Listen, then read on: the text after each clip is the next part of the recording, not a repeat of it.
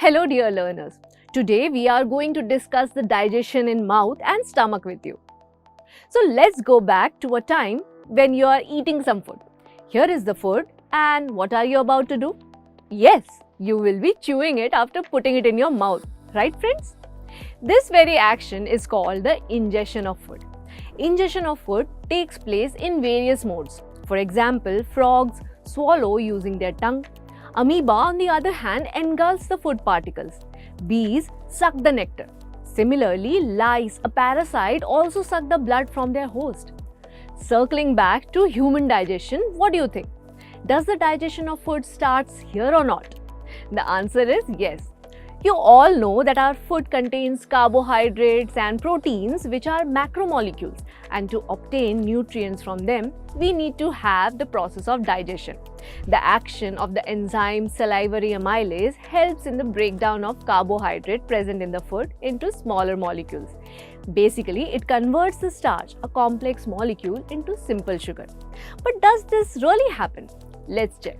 So here we have two test tubes, each with 1 ml of 1% starch solution. To this test tube, let's add 1 ml of saliva and leave them here undisturbed for half an hour. Here's a fact. Iodine reacts with starch to produce a dark blue colored product. Considering the action of salivary amylase in saliva, what do you think will be the color of these solutions upon reaction with iodine? Yes, test tube A will show us the blue coloration as the starch is present here, which reacts with iodine. But in the B test tube, due to the action of salivary amylase, the starch is degraded and hence we can't see the blue coloration upon the addition of iodine. Coming back to our digestive system, what do you do after some chewing is done? Yes, you swallow the food. With this very act, you have pushed the food down in the alimentary canal, and now due to the rhythmic peristaltic movement, the food will be pushed forward towards the stomach. Peristalsis occurs all along the gut. So now let's track back the movement of food till here. The food travels from mouth to stomach via the esophagus, which is also called the food pipe. On a similar note, which structure is called the windpipe?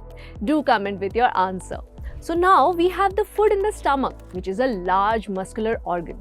Here, the muscular walls of the stomach churn the food so that it is thoroughly mixed with the digestive juices.